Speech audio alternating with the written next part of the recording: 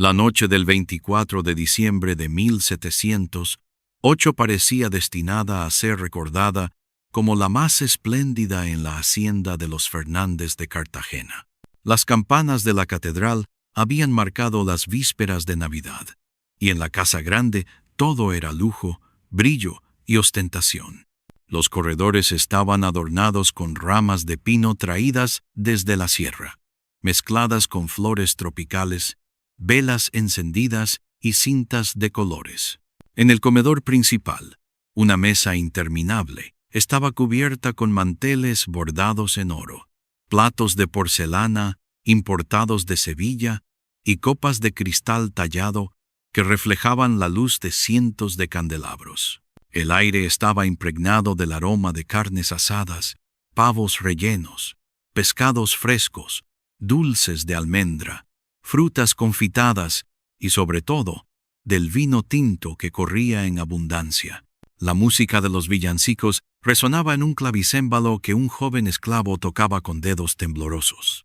Las risas de los invitados llenaban la estancia, risas de comerciantes enriquecidos, de soldados españoles, de curas regordetes que bendecían cada copa antes de beberla.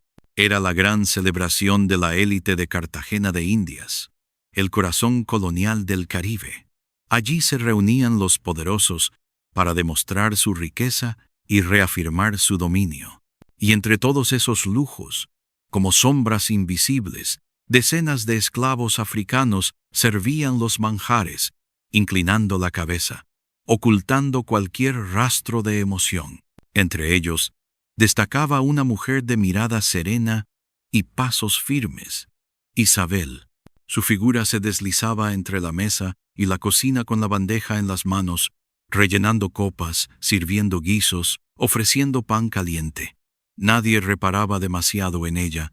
Para los amos, Isabel era una simple sirvienta, una parte más del engranaje de la hacienda. Pero en esa aparente calma, escondía el secreto que convertiría aquella Navidad en un infierno. La cena avanzaba con júbilo. El amo de la casa, don Rodrigo Fernández, levantó su copa para brindar por la prosperidad de nuestra hacienda, por la corona y por el rey. Que esta Navidad traiga abundancia y salud. Todos los presentes repitieron el gesto, alzando sus copas repletas de vino rojo. Las llamas de las velas se reflejaban en el líquido oscuro como brasas danzantes. Isabel, desde un rincón, observó cómo cada uno bebía con confianza, sin sospechar lo que se ocultaba en cada sorbo, en cada bocado. No pasó mucho tiempo antes de que el primer síntoma apareciera.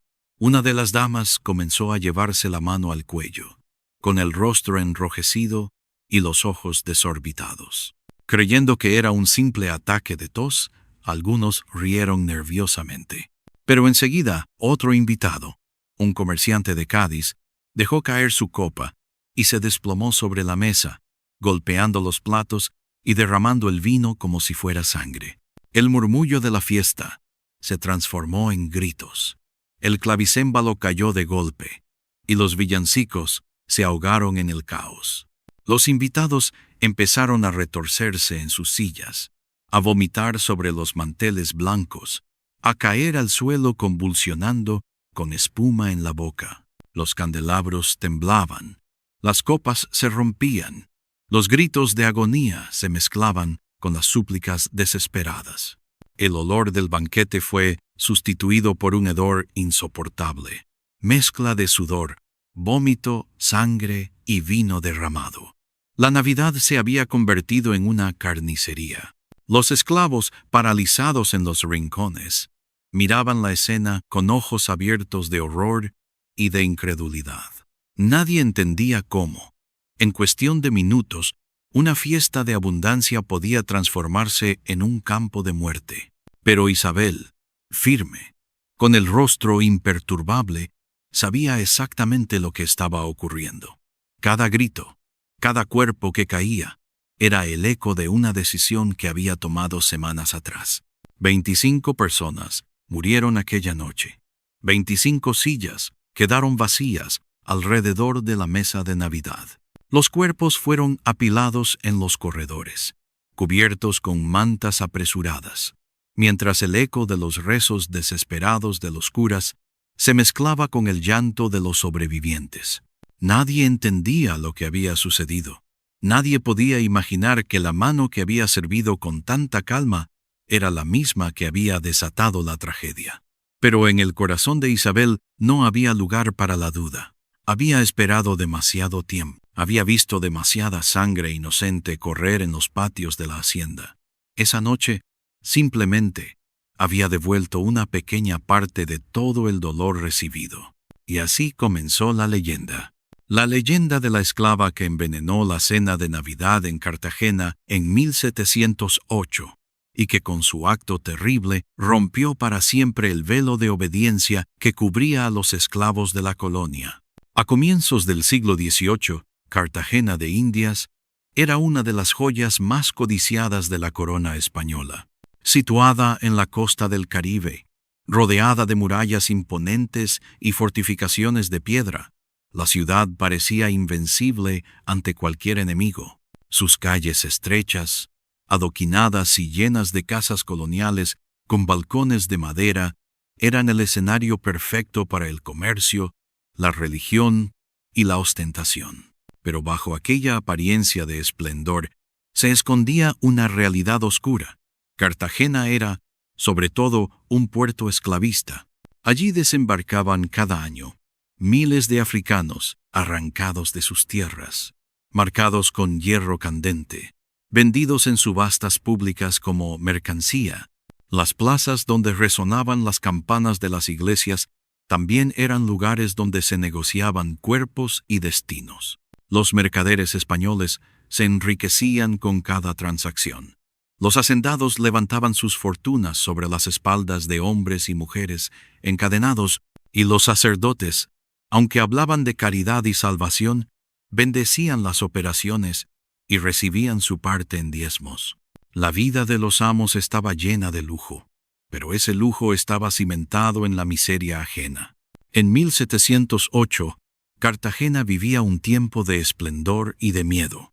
España seguía enfrascada en guerras en Europa, y el Caribe era blanco de corsarios y piratas. Pero dentro de sus murallas, los Fernández, una de las familias más poderosas de la región, mantenían su hacienda como un bastión de riqueza y de dominio. Su casa grande, construida en piedra coralina y decorada con arcos y columnas, era un símbolo del poder colonial. Cada Navidad, la familia Fernández organizaba una cena deslumbrante.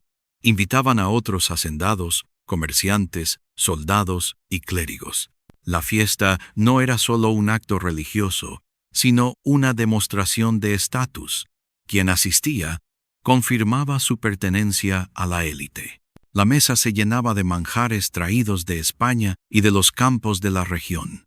Jamones curados, vinos de Jerez, aceites de oliva, además de los productos locales como pescados frescos, caña de azúcar y frutas tropicales. Mientras tanto, en los barracones de esclavos, la realidad era otra. A pocos metros de la casa grande, los africanos vivían hacinados en chozas de madera, con techos de palma, durmiendo en el suelo duro, compartiendo migajas de comida y soportando castigos constantes. El látigo era el sonido habitual, y las cadenas el adorno perpetuo de sus tobillos y muñecas. El contraste era brutal. En la misma tierra donde los amos brindaban con vino, los esclavos apenas probaban agua turbia. En la misma noche en que la misa celebraba el nacimiento del Salvador, muchos esclavos eran obligados a trabajar en los hornos, en las cocinas o en los campos, sin conocer descanso ni misericordia. Cartagena se enorgullecía de su fe católica. Las iglesias rebosaban de imágenes sagradas, procesiones y cánticos. Sin embargo, esa religiosidad convivía con prácticas de crueldad indescriptible. Era común ver a un sacerdote bendiciendo la mesa de los amos y, horas después, caminando por los patios donde esclavos eran castigados hasta la muerte. La contradicción no parecía importar. La esclavitud estaba legitimada por la ley y por la costumbre. En los campos de caña, el aire estaba cargado de humo y sudor. Los esclavos trabajaban desde el amanecer hasta la noche, cortando, cargando y moliendo la caña en los trapiches. Las manos se llenaban de heridas, los cuerpos de cicatrices, y las esperanzas se desvanecían día tras día. La única chispa de resistencia era la memoria. Canciones africanas entonadas en secreto, rezos a deidades prohibidas, hierbas medicinales escondidas en los bolsillos. Era en ese ambiente de contradicciones, lujo y miseria, fe y brutalidad, poder y resistencia, donde Isabel vivía y respiraba.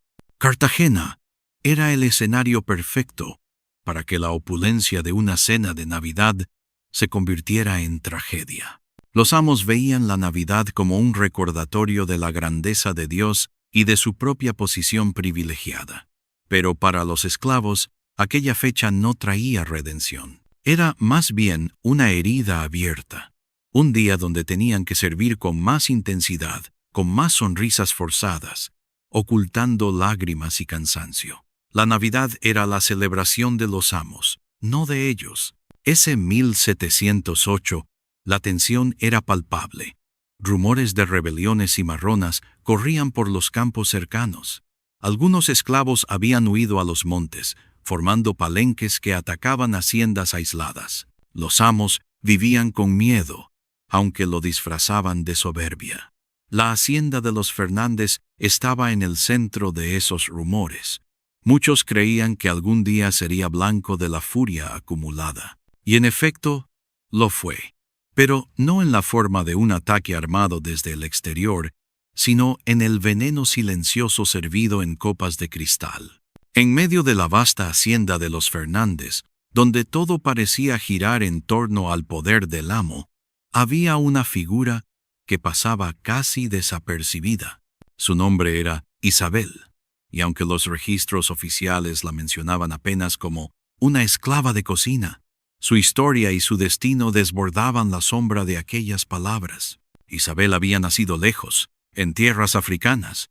Los ancianos del barracón decían que su origen estaba en Angola, de donde había sido arrancada siendo todavía muy joven. Apenas recordaba los paisajes de su infancia, pero en su memoria seguían vivas las canciones que su madre le había cantado y las historias que las mujeres de su aldea transmitían alrededor del fuego.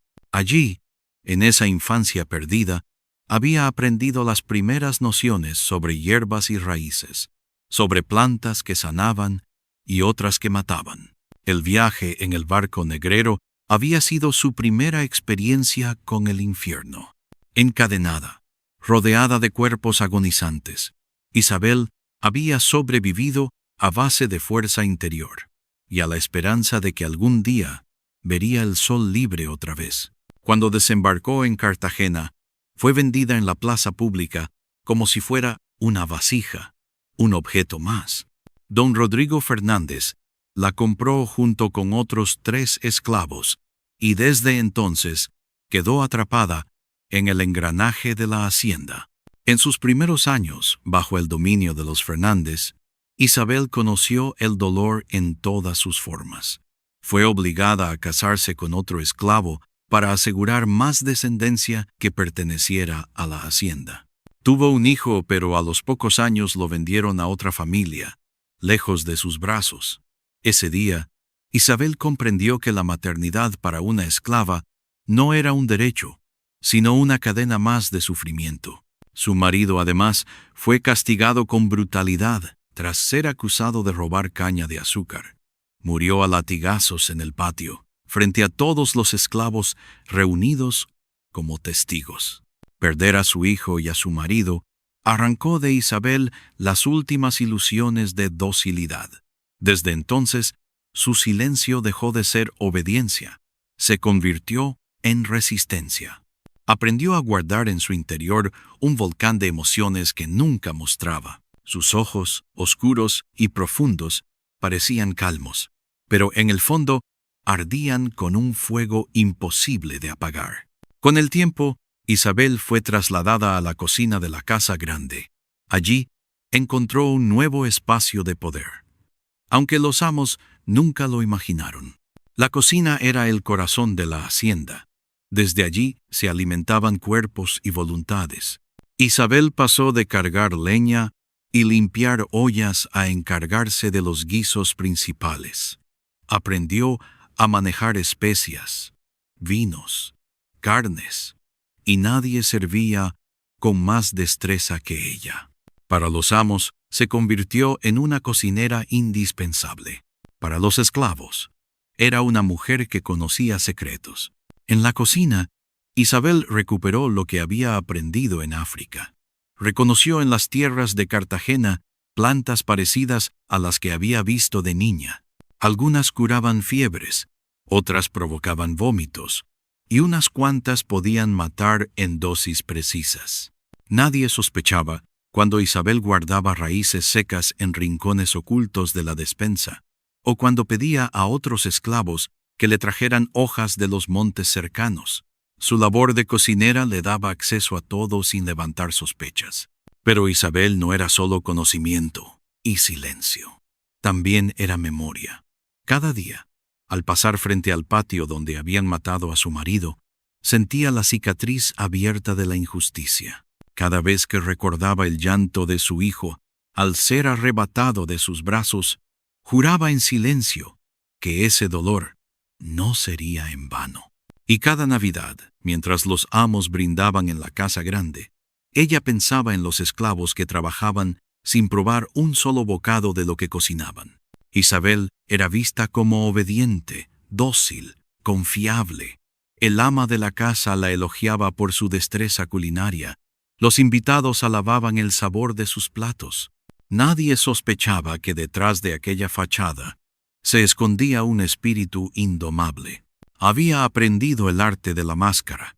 Sonreía cuando debía, inclinaba la cabeza en silencio, fingía gratitud. Pero por dentro, cada gesto era un cálculo. Cada palabra no dicha era una pieza en un tablero secreto. Los esclavos la respetaban en silencio. Sabían que Isabel guardaba secretos que podían significar vida o muerte. Algunos acudían a ella para curar fiebres, otros para aliviar dolores. Isabel nunca negaba ayuda, pero tampoco hablaba de más. Su voz era rara vez escuchada, y cuando lo era, parecía venir cargada de un peso ancestral. Así fue como Isabel se convirtió en una presencia enigmática en la hacienda. No era la más fuerte ni la más rebelde, pero sí la más peligrosa, porque había aprendido a ocultar su fuego bajo un velo de calma. Nadie sabía que detrás de esa mujer silenciosa se estaba gestando un plan que haría temblar los cimientos de Cartagena, y que convertiría una Navidad de lujo en un recuerdo sangriento. El rostro de Isabel en esos días era un misterio. Para los amos, una sirvienta ejemplar. Para los esclavos, una hermana que llevaba consigo un destino mayor. Para sí misma, Isabel era un volcán, esperando el momento justo para estallar. Los días previos a la Navidad de 1708 transcurrían con una mezcla de agotamiento y expectativa en la hacienda de los Fernández, mientras los amos hablaban con entusiasmo de la gran cena que reuniría a toda la élite de Cartagena. En los barracones, los esclavos temblaban ante la carga de trabajo que se avecinaba. La preparación de una fiesta de tal magnitud exigía días enteros de esfuerzo. Limpiar los patios, adornar los salones, traer agua y leña, sacrificar animales, moler especias y cocinar sin descanso. Isabel, como responsable principal de la cocina, se movía entre ollas hirviendo, cuchillos afilados y hornos encendidos. Su rostro permanecía imperturbable, pero dentro de ella se gestaba una tormenta. La vida en la hacienda ya había sido dura, pero lo que ocurrió ese diciembre quebró la última fibra de su paciencia. Un joven esclavo llamado Mateo fue acusado de haber robado un pedazo de pan. Tenía apenas 16 años y era conocido por su energía y su sonrisa tímida. Muchos lo apreciaban, porque, a pesar del sufrimiento cotidiano, siempre encontraba un momento para animar a los demás con chistes o canciones africanas susurradas. Pero aquella chispa de alegría se apagó en un instante. Don Rodrigo Fernández descubrió el supuesto robo y, furioso, decidió dar un escarmiento público. Reunió a todos los esclavos en el patio central bajo el sol abrasador y mandó traer a Mateo encadenado. Isabel, que había salido un momento de la cocina para observar el tumulto, sintió que la sangre le hervía en las venas. El amo, con voz fría y autoritaria, declaró que el robo, por pequeño que fuera, era un desafío a su poder, y sin más palabras, ordenó que colgaran al joven del árbol central del patio. Los capataces obedecieron sin dudar. Ataron una cuerda al cuello de Mateo y lo elevaron mientras éste suplicaba clemencia. Los demás esclavos fueron obligados a mirar. Como advertencia, Isabel no apartó los ojos de la escena.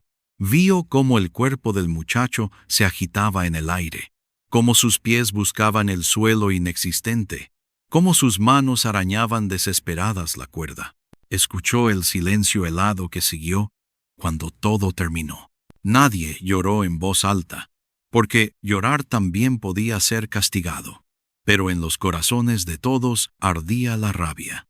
Esa ejecución fue la gota que rebalsó el vaso en Isabel.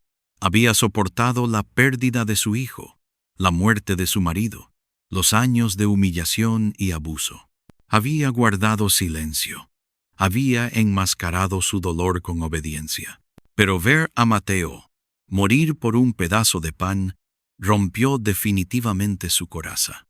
Esa noche, al regresar a la cocina, no pudo evitar pensar: si un pedazo de pan cuesta una vida, entonces una mesa entera de manjares debe costar muchas más. Desde ese día, Isabel dejó de mirar la cocina como un lugar de servicio. Empezó a verla como un arma, el espacio donde los amos creían tener control absoluto sería el mismo donde nacería la rebelión más inesperada. Mientras amasaba panes y preparaba salsas, su mente trazaba caminos de venganza. El eco de la muerte de Mateo la perseguía en cada rincón. En el silencio de la noche, cuando todos dormían, Isabel se sentaba junto al fogón apagado y pensaba en las palabras que su madre le había dicho de niña: las hierbas que sanan también pueden castigar. Recordaba plantas que en pequeñas dosis provocaban dolores insoportables, y otras que detenían el corazón en cuestión de horas.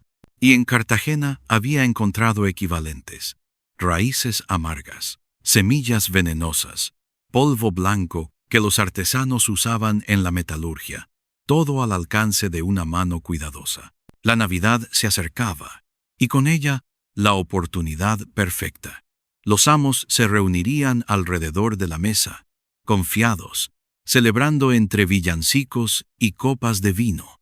Sería la única noche del año en que todos estarían juntos, vulnerables. Isabel comprendió que el destino había elegido ese momento. No habría látigos ni cadenas que detuvieran la justicia que ella misma se encargaría de ejecutar. El día después de la ejecución de Mateo, Isabel comenzó a guardar pequeños trozos de hierbas en rincones ocultos de la cocina. Nadie sospechaba de ella. Era normal que recogiera plantas para preparar infusiones contra fiebres. Pero en realidad, cada raíz y cada hoja eran parte de un arsenal invisible. También empezó a vigilar el vino de Jerez que los amos guardaban para la cena.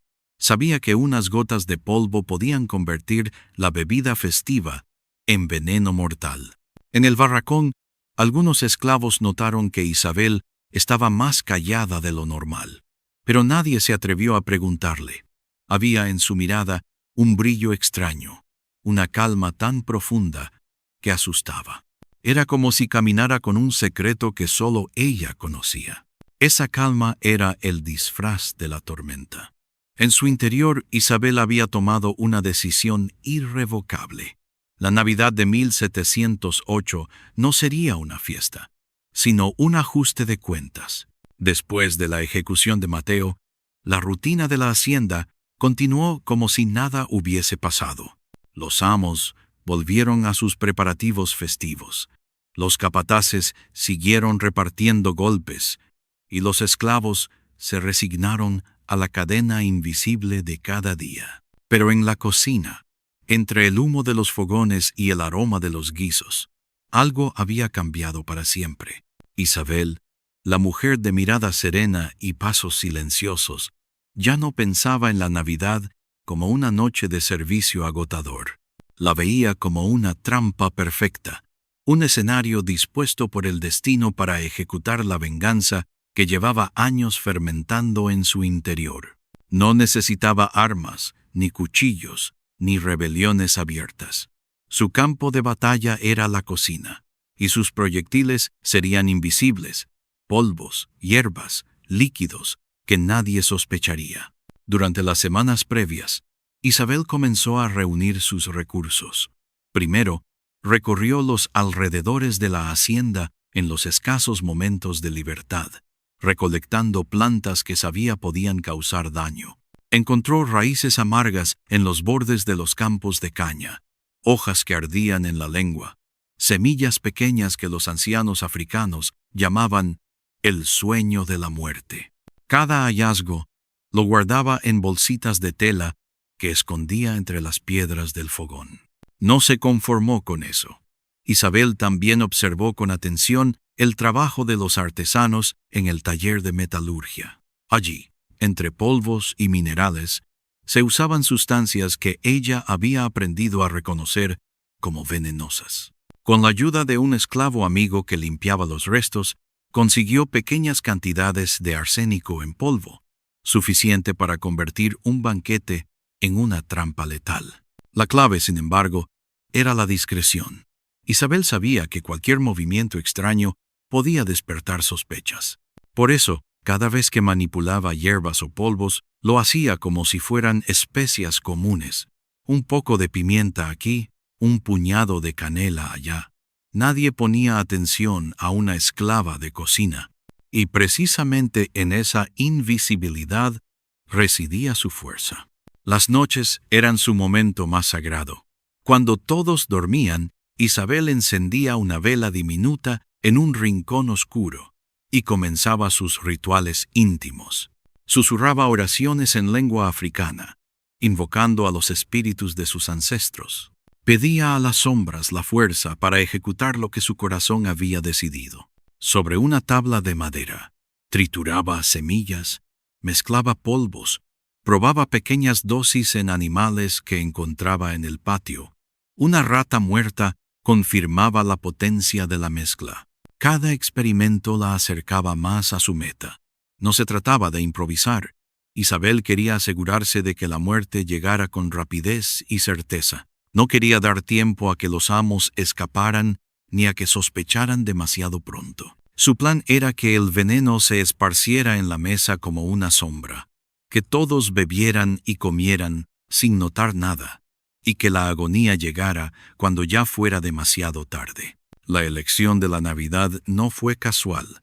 Esa noche, la casa grande estaría llena. El amo, su esposa, sus hijos, los invitados de otras familias, sacerdotes y comerciantes. Todos juntos, confiados, celebrando con vino y villancicos. Nunca más habría oportunidad semejante.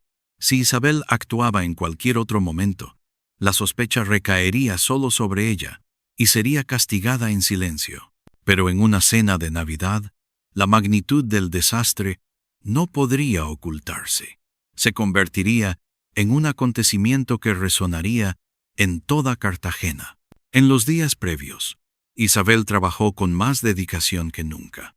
Preparó panes, vinos y guisos con la misma destreza que la había convertido en cocinera indispensable. El ama incluso llegó a felicitarla. Isabel, tu mano es bendita. La cena de este año será inolvidable.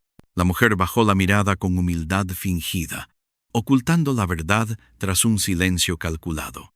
Sí, pensó, será inolvidable, pero no por las razones que tú crees. Cada plato tenía un destino marcado. El vino, que correría en abundancia, sería el vehículo perfecto para el veneno. Unas gotas de polvo blanco disueltas en las jarras bastarían para que el líquido rojo se convirtiera en sangre líquida. Los guisos de carne también llevarían su propia carga, mezclas amargas escondidas entre especias fuertes que nadie distinguiría. Incluso el pan, símbolo de abundancia, sería parte de la conspiración. Isabel no trabajaba con prisa. Cada gesto era medido, cada movimiento, un paso hacia la culminación de su plan. Mientras otros esclavos corrían de un lado a otro siguiendo órdenes, ella mantenía la calma de quien sabe exactamente lo que hace.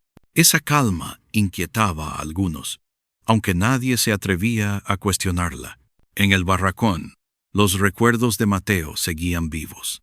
Los esclavos hablaban en voz baja de su ejecución, pero siempre con miedo. Isabel escuchaba, pero no comentaba nada. En su interior, sin embargo, el recuerdo de aquel cuerpo colgado la impulsaba a continuar. No se trataba solo de venganza personal.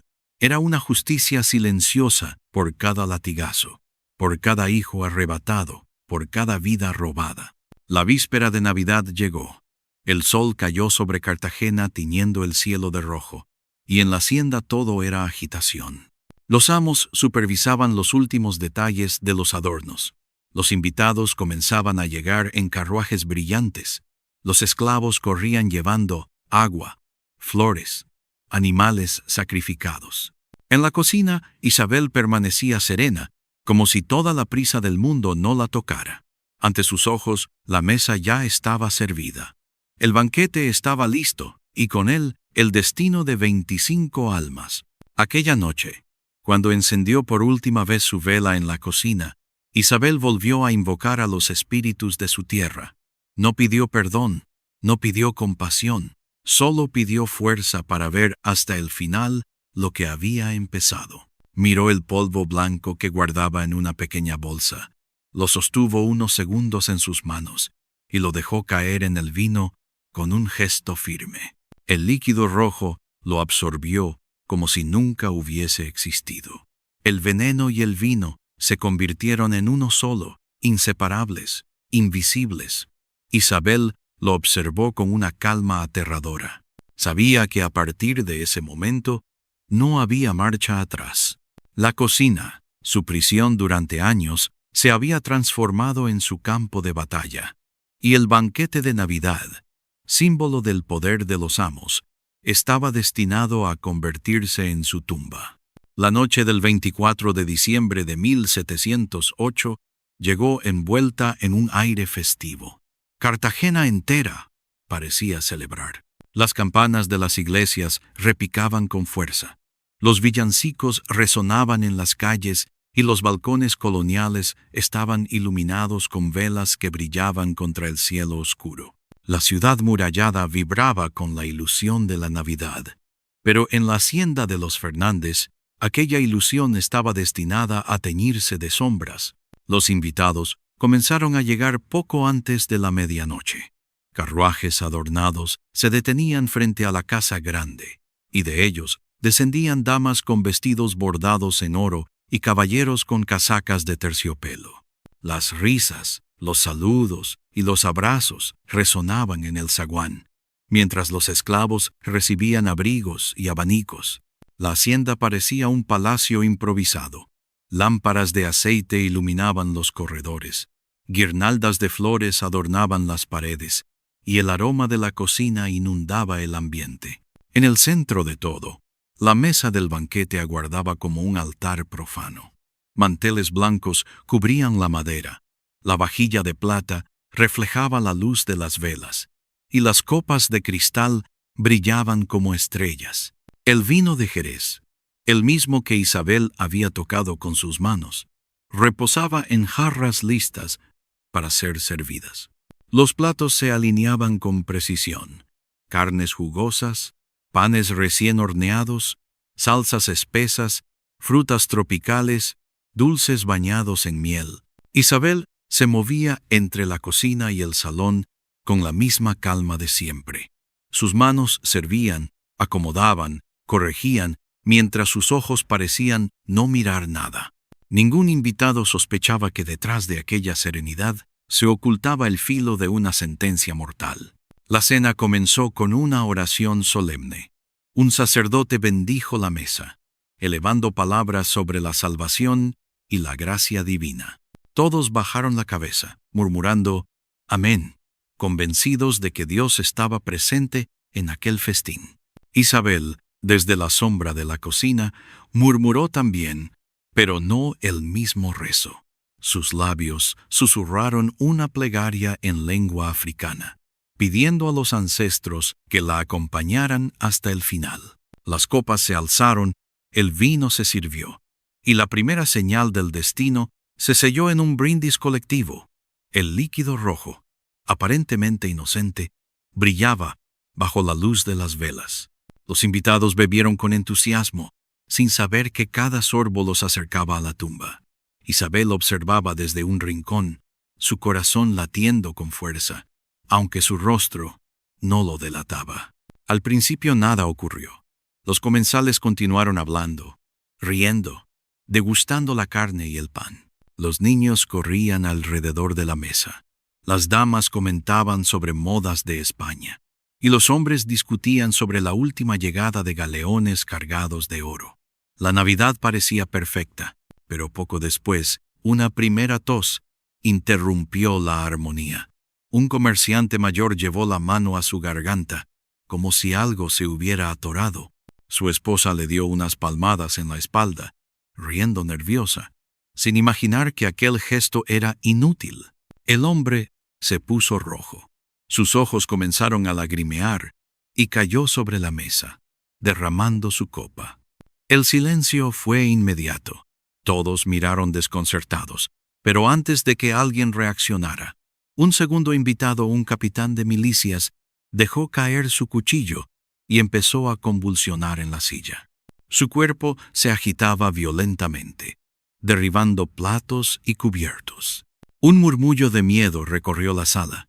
Algunos se levantaron, otros gritaron por ayuda. Isabel seguía en su rincón, inmóvil, como si todo estuviera escrito. Sabía que el veneno empezaba a actuar, y lo que había empezado con 2, pronto se multiplicaría. Las damas comenzaron a desmayarse, los niños a llorar, los hombres a tambalearse. El vino y la comida se transformaron en verdugos invisibles. 25 invitados, que minutos antes reían y brindaban, ahora se retorcían en el suelo, vomitando sangre, suplicando auxilio. El sacerdote que había bendecido la mesa fue uno de los primeros en desplomarse, con las manos aún juntas en oración. Los gritos resonaban por toda la hacienda. Los esclavos observaban desde los pasillos, sin intervenir, con una mezcla de miedo y alivio. Por primera vez, veían a los amos caer como ellos habían caído tantas veces. El poder absoluto de los Fernández se desmoronaba en cuestión de minutos, no bajo el filo de un machete, sino bajo el peso invisible de un veneno preparado con paciencia. El ama de la casa, doña Inés, se levantó tambaleante, buscando a Isabel con la mirada. La encontró en la entrada de la cocina, firme, con las manos entrelazadas sobre el delantal. La mujer quiso gritar su nombre, acusarla, pero las palabras se ahogaron en su garganta cuando el dolor la atravesó. Cayó de rodillas, jadeando, hasta desplomarse entre los manteles manchados de vino y sangre. Isabel no se movió. En sus ojos no había lágrimas, ni miedo, ni compasión, solo una calma oscura, la calma de quien ha esperado toda una vida para ese instante. Cada cuerpo que caía era un recuerdo vengado. Su hijo, su marido, Mateo, todos encontraban justicia en esa agonía colectiva. El salón se convirtió en un caos. Copas rotas, platos desparramados, velas que caían y apagaban su luz. El aire estaba cargado de gritos, gemidos y el hedor del vómito. Afuera, los esclavos escuchaban el estruendo, algunos rezando, otros sonriendo con incredulidad. Nadie intervenía. Sabían que aquel era un asunto de justicia superior, una sentencia dictada por manos invisibles. En menos de una hora, el festín de Navidad se había transformado en un cementerio. 25 invitados yacían en el suelo, con rostros desencajados, ojos abiertos y cuerpos retorcidos. Las velas seguían ardiendo, iluminando la escena con una ironía cruel. La luz de la Navidad brillaba sobre la muerte. Isabel permaneció de pie en medio del desastre. Su respiración era lenta, controlada. No celebró en voz alta, no lloró, no gritó, solo guardó silencio, como siempre. Pero dentro de ella, un rugido ancestral se elevaba. Había cumplido su destino. El amanecer del 25 de diciembre llegó con un silencio extraño sobre la hacienda de los Fernández. El canto habitual de los gallos y el murmullo de los esclavos al levantarse se mezclaban con un vacío pesado, como si la tierra misma hubiera quedado marcada por lo ocurrido la noche anterior. El salón de la casa grande era un espectáculo macabro. Los cuerpos de los invitados yacían aún esparcidos entre copas volcadas y manteles manchados de sangre. El olor a vino derramado se mezclaba con el hedor agrio de la muerte. Las velas, consumidas casi por completo, lanzaban sombras grotescas sobre los rostros rígidos de los muertos. Los pocos que habían sobrevivido a los primeros síntomas fueron trasladados de urgencia a sus casas en carruajes improvisados. Algunos murieron en el camino. Otros agonizaron durante días antes de expirar. La cifra final de muertos fue de 25, un número que sacudió a toda Cartagena como un trueno en medio de la noche. Los esclavos, obligados a limpiar la escena, trabajaban con una mezcla de miedo y desconcierto. Cada cubeta de agua arrojada sobre el suelo, cada sábana ensangrentada que retiraban, era un recordatorio del alcance del acto de Isabel. Muchos no podían evitar mirarla con una mezcla de reverencia y terror. No decían nada, pero sabían. Todos sabían. La noticia corrió como pólvora por la ciudad. 25 muertos en la hacienda Fernández, todos en la cena de Navidad. Los rumores se multiplicaban. Algunos decían que era un castigo divino por la soberbia de la familia. Otros, que brujas africanas habían lanzado un maleficio. Pocos se atrevían a nombrar la posibilidad más evidente, que alguien desde adentro había envenenado el banquete. La élite cartagenera entró en pánico. Si los Fernández, una de las familias más poderosas, podían caer en su propia mesa, ¿qué seguridad tenían los demás? Los comerciantes dejaron de organizar cenas grandes, las fiestas fueron suspendidas, y la desconfianza se instaló en cada copa de vino servida. Nadie comía sin mirar con recelo, nadie brindaba sin sospecha. Las autoridades coloniales reaccionaron con violencia. Se inició una investigación brutal, encabezada por un juez enviado desde la gobernación. Se interrogaron esclavos, se azotó a muchos hasta dejarlos medio muertos, buscando arrancar confesiones. La cocina fue revisada palmo a palmo, las ollas volcadas, los alimentos analizados por médicos que hablaban de hierbas traídas de África y artes diabólicas. Pero Isabel permaneció en silencio. Ni una palabra salió de sus labios. Cuando los capataces la señalaron como sospechosa, pues todos sabían que nada en la cocina se movía sin ella, Isabel bajó la cabeza y aceptó los golpes sin emitir queja. Fue azotada en público, atada al poste del patio, bajo el sol ardiente. Su espalda se abrió en heridas sangrantes, pero sus ojos permanecieron fijos en el horizonte, sin lágrimas. Esa calma desconcertaba más que cualquier grito. La élite necesitaba una explicación, un culpable. Pero la magnitud del desastre era tan grande que la verdad resultaba insoportable. Reconocer que una esclava había exterminado a 25 blancos de la alta sociedad era aceptar que el sistema entero tenía grietas mortales. Por eso los jueces prefirieron hablar de maldición y castigo divino. Isabel fue acusada. Sí, pero su caso se sumió en un mar de silencios y ambigüedades. Algunos decían que fue ejecutada en secreto, colgada como Mateo, para evitar que su nombre se convirtiera en símbolo. Otros aseguraban que fue encerrada en un calabozo subterráneo, donde murió lentamente, olvidada. Y no faltaban quienes juraban haberla visto escapar en la noche, protegida por espíritus ancestrales, caminando hacia los montes con la misma calma con la que había servido la cena. Lo cierto es que tras aquella Navidad, el nombre de Isabel comenzó a circular en susurros.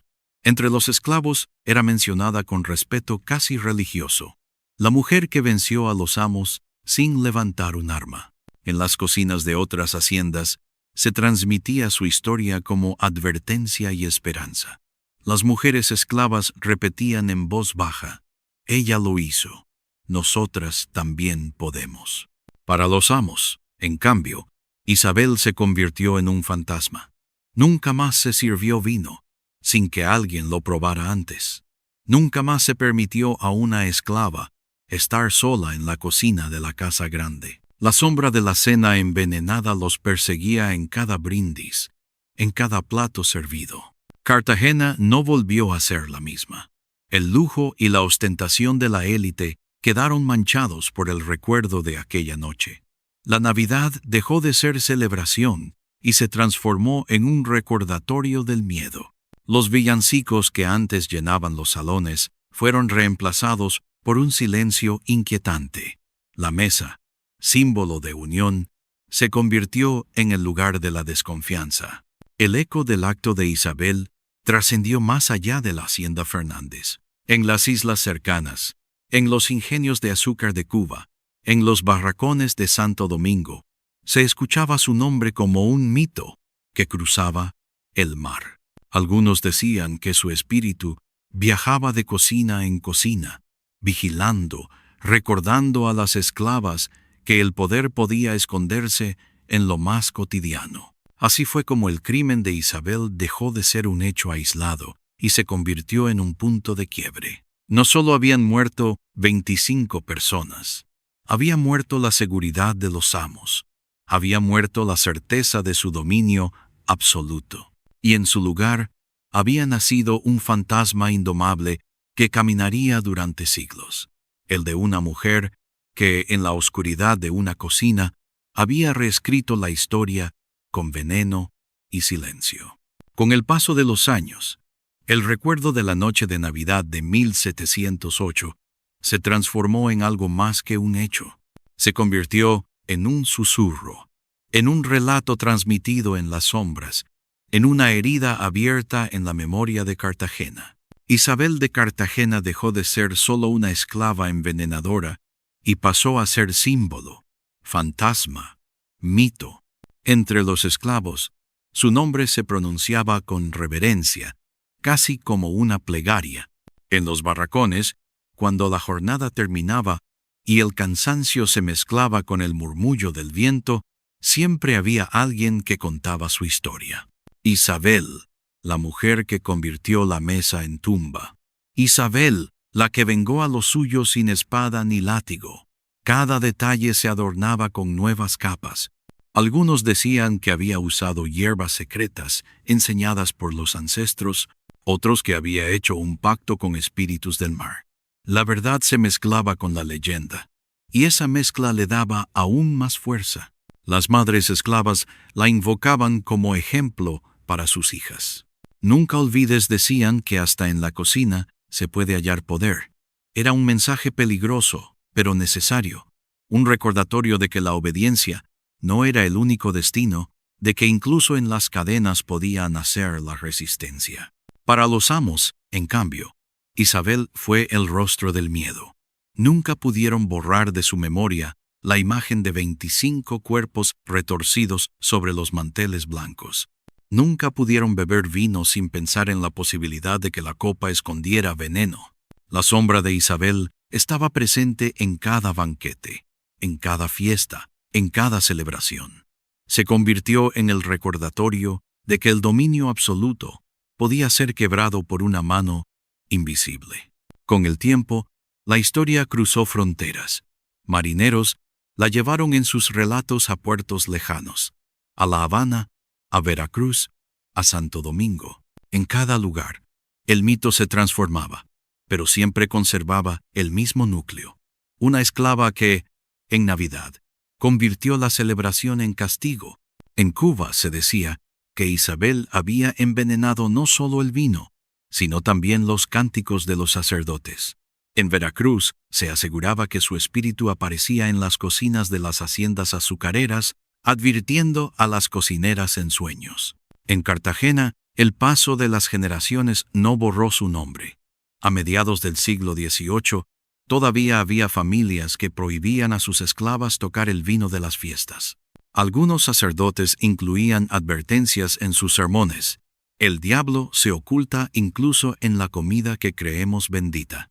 Y aunque la Inquisición intentó borrar su memoria catalogándola como obra demoníaca, la verdad es que no hizo sino reforzar el mito. El tiempo convirtió a Isabel en algo más grande que su propia vida. Para los esclavos fue justicia, para los amos, advertencia, para la ciudad, herida. Su figura representaba la ambigüedad de la historia, víctima y verdugo, sierva y juez, sombra y luz. En los siglos posteriores, cuando los movimientos de independencia comenzaron a sacudir América, algunos cronistas rescataron la historia de Isabel como ejemplo de resistencia temprana. Aunque muchos intentaron silenciarla, siempre hubo alguien dispuesto a recordarla. Su nombre aparecía en cartas clandestinas, en poemas orales, en canciones susurradas en lengua africana. Hoy, más de 3 siglos después, Isabel de Cartagena sigue viva en la memoria colectiva. No hay documento oficial que detalle su destino final, pero quizá ahí radique su fuerza, en el misterio. ¿Fue ejecutada en secreto? ¿Murió en un calabozo? ¿Escapó hacia los montes y vivió como cimarrona? Nadie lo sabe. Y ese vacío permite que su espíritu siga caminando por las cocinas de la historia. Lo cierto es que, aquella noche de 1708, una mujer esclava alteró el orden del mundo. Con un gesto invisible rompió la ilusión de poder absoluto. Su acto sigue resonando como eco oscuro en las paredes de Cartagena, en las mesas donde todavía se sirven copas de vino, en las canciones donde los descendientes de los esclavos buscan raíces. Isabel no fue reina ni guerrera, no tuvo ejércitos ni coronas. Fue una esclava anónima que desde la humildad de una cocina escribió con veneno uno de los capítulos más perturbadores de la colonia. Y por eso, su legado no muere, porque la memoria de Isabel pertenece a todos los que alguna vez fueron silenciados, a todos los que todavía buscan justicia en un mundo de cadenas invisibles. La Navidad, para Cartagena, nunca volvió a ser la misma. Bajo las luces y los villancicos, siempre persiste la sombra de aquella cena. Y en esa sombra, Isabel sigue de pie, firme, silenciosa, con las manos manchadas de historia.